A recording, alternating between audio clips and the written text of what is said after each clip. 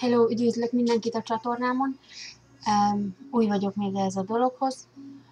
Gondoltam, hogy elindítom ezt a csatornát, hogy beszámoljak a terhességi élményeimről. Jelenleg 33 hetes terhes vagyok, és sok videót néztem a terhességgel kapcsolatosan. Én jelenleg Londonban lakom, és az itteni egészségügyi ellátásról tudok beszámolni, hogy élem meg a mindennapjaimat, a terhességet, tüneteket. Szóval,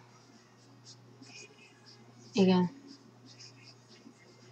van egy férjem, ez az első gyerekem, nagyon tapasztalatlan vagyok, nem tudom mi a normális, mi nem. Van egy kis komplikációm, az egyik a belső funkcióval kapcsolatos, másik pedig egy miomával.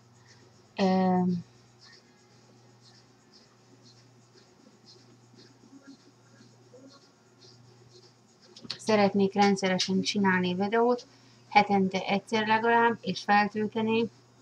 Igazság szerint ezt csak kísérletezés jelleggel indítom, és nem vagyok benne profi, de szeretném megtanulni.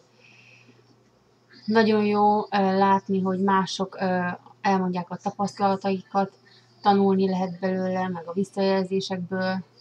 Jó, ez egy ilyen kapcsolatteremtésnek és terápia jellegűnek is. Én nagyon nehezen viseltem a terhességnek az elejét, meg az utolsó szakaszát most. Nagyon fáradékony vagyok, néha napján jobban érzem magam, más napokon nem annyira. Egyébként alapvetően nincsen semmi problémám. Összepakoltam a kórházi csomagomat, meg a baba csomagját.